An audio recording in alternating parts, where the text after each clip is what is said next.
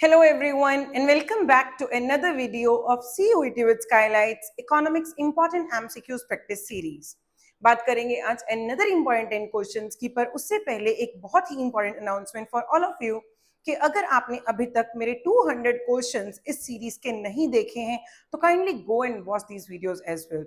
20 videos अब तक upload हो चुकी हैं, 200 क्वेश्चंस हम कंप्लीट कर चुके हैं। इन्हीं 200 क्वेश्चंस में से एक बहुत ही सुंदर सा टेस्ट आप लोगों के लिए डिजाइन किया गया है 20 क्वेश्चंस का। ये टेस्ट बिल्कुल फ्री है आप लोगों के लिए। ये 20 वीडियोस में से ही वो टेस्ट कवर किया जा रहा है और यही क्वेश्चंस आपको फ्री मिल सकते हैं प्रैक्टिस करने के लिए। आप डिस्क्रिप्शन में जाके देखिए, एक लिंक आपको मिलेगा, उस लिंक से आप एक फ्री टेस्ट के फोल्डर में जाओगे जहां पे वो टेस्ट आप अटेम्प्ट करके देख सकते हो और अपनी परफॉर्मेंस का सेल्फ एनालिसिस भी कर सकते हो। चलिए बात करेंगे आज के इंपॉर्टेंट 10 क्वेश्चंस की। तो शुरू करते हैं आज के फर्स्ट क्वेश्चन से। तो देखें, under dash economic system the goods are distributed among people not on the basis of what people need but on the basis of purchasing power. अब देखिए, यहां पे हम बात करें इकोनॉमिक सिस्टम, तो इकोनॉमिक सिस्टम 3 टाइप्स का हो सकता है। One is capitalist, socialist and mixed. तो देखिए, कैपिटलिस्ट सिस्टम का जो मेन ऑब्जेक्टिव होगा वो होगा प्रॉफिट मैक्सिमाइजेशन। सोशलिस्ट इकोनॉमी का जो मेन ऑब्जेक्टिव होगा वो होगा पब्लिक वेलफेयर, यानी कि social welfare. Mixed economic system में दोनों की एडवांटेजेस मिलती हैं, दोनों के बेनिफिट्स एंजॉय किए जाते हैं, यानी कि कैपिटल प्लस सोशलिस्ट दोनों के ऑब्जेक्टिव्स होंगे। अब यहां पे जो डोमिनेटिंग सेक्टर होगा वो होगा प्राइवेट सेक्टर, क्योंकि private sector works for profit maximisation. पर यहां पे जो डोमिनेटिंग सेक्टर होगा वो होगा गवर्नमेंट का, यानी कि पब्लिक सेक्टर। क्लियर? ओके। अब यहां पे दोनों होते हैं, पब्लिक प्लस प्राइवेट। अब यहां पे जब हम बात करेंगे इधर हमारे, क्योंकि गवर्नमेंट जो है यहाँ पे, क्योंकि government is the main running force and यहाँ पे private sector is the dominating sector, तो प्राइवेट सेक्टर ही सारे डिसीजंस लेगा, पर यहाँ पे गवर्नमेंट सारे डिसीजंस लेगी। अब प्राइवेट सेक्टर जो भी डिसीजंस लेता है वो अपने प्रॉफिट्स को टारगेट करके लेता है, जबकि गवर्नमेंट जो भी डिसीजंस लेती है वो समाज को, सोसाइटी को टारगेट करके लेती है। गवर्नमेंट डिसाइड करेगी लोगों को क्या चाहिए, उनको कब क्या देना है, पर प्राइवेट सेक्टर डिसाइड करता है कि लोगों की पेइंग कैपेसिटी कैसी है, परचेसिंग पावर कैसी है, वो वैसे गुड्स एंड सर्विसेज उनको सप्लाई करवाएगा। तो एक बार हम यहाँ पे क्वेश्चन देखते हैं। Under dash economic system the goods are distributed among people not on the basis of what people need. लोगों को क्या चाहिए उसके बेसिस पे गुड्स का डिस्ट्रीब्यूशन नहीं होता, ओके, बल्कि किस बेसिस पे होता है, परचेसिंग पावर के बेसिस पे होता है, यानी कि they are talking about capitalist economy. तो the right answer is A option. Clear? Okay, next question. Self reliance means avoiding. तो सेल्फ रिलायंस का मतलब स्वनिर्भर होना, खुद के ऊपर निर्भर होना। सेल्फ रिलायंस मतलब कि आप जब किसी और चीजों, किसी भी चीज के लिए, अपनी जरूरतों के लिए किसी और पे डिपेंडेंट ना हो कि खुद के ऊपर डिपेंडेंट होते हो, दैट इज सेल्फ रिलायंट होना। तो यहां पे हम क्या बात करें, सेल्फ रिलायंस मीन्स अवॉइडिंग। क्या अवॉइड करना है? Exports, imports, both A and B, या नन ऑफ दीज। तो देखें, एक्सपोर्ट्स नो, इंपोर्ट्स यस, क्योंकि इंपोर्ट्स आप किसी और से कुछ इंपोर्ट कर रहे हो, बाहर से कुछ परचेज कर रहे हो, यानी कि यहां आप किसी और पे डिपेंडेंट हो।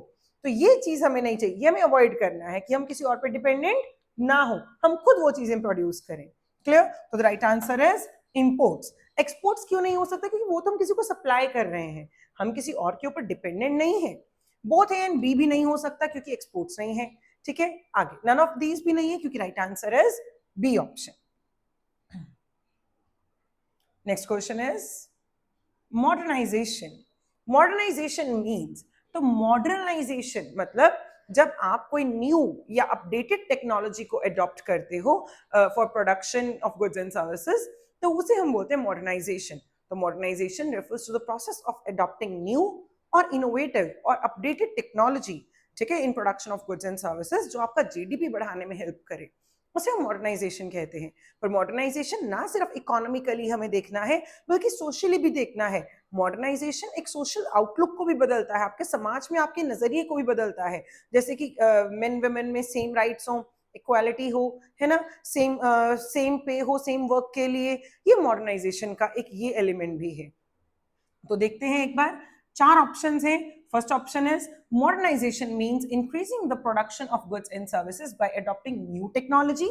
Yes, न्यू टेक्नोलॉजी को अडॉप्ट करके गुड्स एंड सर्विसेज का प्रोडक्शन बढ़ाना, ये हमारा ऑब्जेक्टिव है, बिल्कुल, तभी मॉडर्नाइजेशन है. Okay, avoiding imports of those goods which could be produced in India itself, जो इंडिया में हम प्रोड्यूस कर सकते हैं उनका जो इंपोर्ट है उसको अवॉइड करना, क्या वो मॉडर्नाइजेशन है?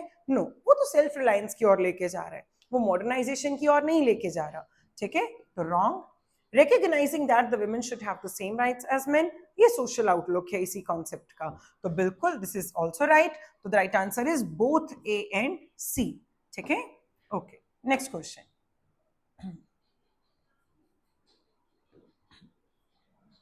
One of the following features is not associated with a socialist economy. Identify the feature. तो देखिए, सोशलिस्ट इकोनॉमी, मैंने अभी आपको बताया पीछे कि सोशलिस्ट इकोनॉमी का मतलब जहां पे main objective is social welfare, या आप कह सकते हो पब्लिक वेलफेयर. कौन सोचेगा? गवर्नमेंट सोचेगी. डोमिनेटिंग सेक्टर कौन है? गवर्नमेंट है. सारे डिसीजंस कौन लेगा? गवर्नमेंट लेगी. जितने भी रिसोर्सेज हैं उनको ऑन करने वाली, मैनेज करने वाली, कंट्रोल करने वाली अथॉरिटी कौन है? गवर्नमेंट है. इसीलिए हम उसको कंट्रोल्ड इकोनॉमी भी बोलते हैं. यानी कि गवर्नमेंट का एक ही ऑब्जेक्टिव है कि इकोनॉमी का वेलफेयर हो, अमीर गरीब का जो गैप है वो कम हो जाए. ठीक है, वो इक्वल रहे, उनका इक्वल इनकम डिस्ट्रीब्यूशन हो, ये गवर्नमेंट का मेन ऑब्जेक्टिव होता है. अब one of the following features, इनमें से एक कोई फीचर ऐसी है जो सोशलिस्ट इकोनॉमी के साथ एसोसिएटेड नहीं है, और हमने वही फीचर को आइडेंटिफाई करना है. तो देखिए, the economy has no private property and everything is owned by the state. Yes, this is true. क्यों? क्योंकि गवर्नमेंट ही सब कुछ ओन करती है, कोई प्राइवेट प्रॉपर्टी नहीं होगी. Okay, the government provides free health care to those who need it. True, बिल्कुल, जो लोगों को फ्री मेडिकल सर्विसेज चाहिए, हेल्थ सर्विसेज चाहिए, गवर्नमेंट उनको free health care services provide करती है. इनकम्स आर मोर और less equitably distributed. Yes, government try करती है कि इनकम्स को मोर और लेस इक्वली डिस्ट्रीब्यूट करे. तो ये तीनों ही स्टेटमेंट्स ट्रू हैं, तो ऑटोमेटिकली ये वाली फॉल्स होगी और यही अपना राइट आंसर बनेगा. तो इसको देख लेते हैं. It is called a free market economy. Yes, नहीं होती. जो हमारी ये सोशलिस्ट इकोनॉमी होती है वो कंट्रोल्ड इकोनॉमी होती है, वो फ्री इकोनॉमी नहीं होती. फ्री इकोनॉमी होती है कैपिटलिस्ट इकोनॉमी, क्योंकि वहां पे डिसीजंस मार्केट फोर्सेस लेते हैं, गवर्नमेंट का कोई इंटरवेंशन नहीं होता. इसीलिए हम हमारी जो कैपिटलिस्ट इकोनॉमी है उसको फ्री इकोनॉमी बोलते हैं, और सोशलिस्ट इकोनॉमी उसको हम कंट्रोल्ड इकोनॉमी बोलते हैं. क्लियर? ओके, तो right answer is this, D option. Okay, next question is the concept of 5-year planning is outsourced from. तो इसको हमने आउटसोर्स किया है रशिया, यूएस, ब्राजील, मैक्सिको. ये दोनों ही आउट है, यूएस भी आउट है. The right answer is Russia. जो हमारा पुराना सोवियत यूनियन था वहां से हमने इस आइडिया को अडॉप्ट किया है, जो जिसको आज हम रशिया के नाम से जानते हैं, क्योंकि Russia earlier name is Soviet union. ठीक है, तो फॉर्मर सोवियत यूनियन से हमने ये आइडिया अडॉप्ट किया था. Okay, question number 206. Okay, India adopted the dash economy system. कौन सा इकोनॉमिक सिस्टम है इंडिया के पास? तो देखिए, capitalist, mixed, socialist, none of these. तो इंडिया ना सिर्फ कंप्लीटली सोशलिज्म की तरफ गया, ना ही वो एक्सट्रीमली कैपिटलिज्म की तरफ गया. इंडिया ने कौन सा सिस्टम अडॉप्ट किया? मिक्स्ड इकोनॉमिक सिस्टम अडॉप्ट किया, क्योंकि India wanted to enjoy the benefits of both the economic systems. तो ना ही हमने एक्सट्रीम सोशलिज्म होने का चॉइस किया, ना ही हमने एक्सट्रीमली कैपिटलिस्टिक होने का चॉइस किया. हमने चॉइस किया mixed economic system. Okay, next question. The planning commission was set up in 1948, 1950, 1951, 1956. So the right answer is 1950. It was established on March 15th, 1950. Clear? Okay. Next question. Dash is known as the architect of Indian planning. So who is known as the architect of Indian planning? Options देखते हैं. Jawaharlal Nehru, PC Mahalanobis, doctor Manmohan Singh, doctor Rajendra Prasad. तो हम जिसको बोलते हैं architect of Indian planning, he is PC Mahalanobis. Prasanta Chandra Mahalanobis जी को हम बोलते हैं आर्किटेक्ट ऑफ इंडियन प्लानिंग। इनको जाना जाता है क्योंकि इन्होंने सेकेंड 5 ईयर प्लान को तो इनके नाम से ही जाना जाता है, क्योंकि वो इन्होंने ही डिजाइन किया था। तो he is the man who is known as the architect of Indian planning, PC Mahalanobis. Okay, question number 209। ये क्वेश्चन प्रैक्टिस करने से पहले एक बहुत ही इंपॉर्टेंट अनाउंसमेंट आप लोगों के लिए फिर से, अगर ऐसे ही क्वेश्चंस की आप और प्रैक्टिस करना चाहते हो तो स्क्रीन पे दिए गए हुए क्यूआर कोड को स्कैन करें, तो प्रैक्टिस करें बहुत सारे ऐसे ही मल्टीपल चॉइस क्वेश्चंस, ताकि आप अपना CUET 2025 एंड बोर्ड एग्जाम्स दोनों को अच्छे स्कोर से पास कर सकें। क्लियर? आगे, After independence, the rationale behind choosing modernization as a planning objective for the Indian economy was, Indian economy में हमने मॉडर्नाइजेशन को प्लानिंग ऑब्जेक्टिव रखा। इसको ऑब्जेक्टिव रखने का रेशनल क्या था? तो देखते हैं। To bring positive changes in social outlook, equitable distribution of income, technology upgradation, increase in economic divide. तो एक एक करके देखें।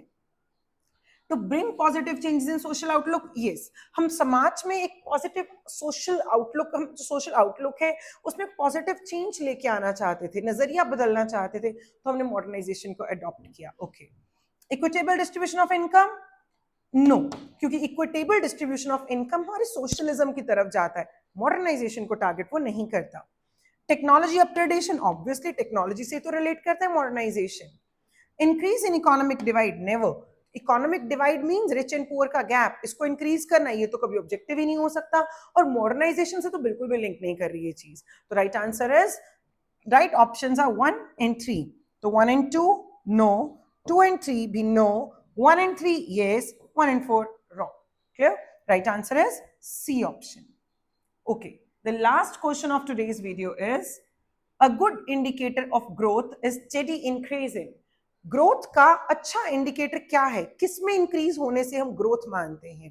तो देखिए, gross domestic product, net domestic product, population, national income. तो right answer is GDP, gross domestic product, क्योंकि gross domestic product का जब इंक्रीज होता है दैट मींस कि इकोनॉमी के अंदर आउटपुट इंक्रीज हुआ है, जिसके कारण एम्प्लॉयमेंट, इनकम ये भी इंक्रीज हुए हैं, ऑटोमेटिकली नेशनल इनकम इंक्रीज होगा। ठीक है, तो GDP जब जब इंक्रीज होगी तो वो इकोनॉमी की ग्रोथ दिखाती है। ये थे हमारे आज के इंपॉर्टेंट 10 क्वेश्चंस जो आपको हेल्प करेंगे आपके इकोनॉमिक्स के CUET एग्जाम एंड बोर्ड्स के भी ऑब्जेक्टिव क्वेश्चंस में। तो अगर आपने अभी तक मेरे 200 क्वेश्चंस वॉच नहीं किए हैं तो आप प्लेलिस्ट में जाइए CUET इकोनॉमिक्स की, और वहां जाके पीछे की 20 वीडियोस वॉच कीजिए, 200 क्वेश्चंस वॉच कीजिए। इसके साथ होंगे हमारे 210 क्वेश्चंस। इसके अलावा मैं फिर से एक अनाउंसमेंट कर रही हूँ कि अगर आपने 200 क्वेश्चंस वॉच कर लिए हैं तो काइंडली डिस्क्रिप्शन में दिए गए हुए लिंक से आप अपने टेस्ट की प्रैक्टिस कीजिए। 20 क्वेश्चंस का टेस्ट है, फ्री टेस्ट है बिल्कुल। आप प्रैक्टिस करके अपनी खुद का सेल्फ परफॉर्मेंस एनालिसिस कीजिए। इसके अलावा अगर आपको वीडियो अच्छी लगे तो kindly like and share this video with your friends, and also please subscribe this channel.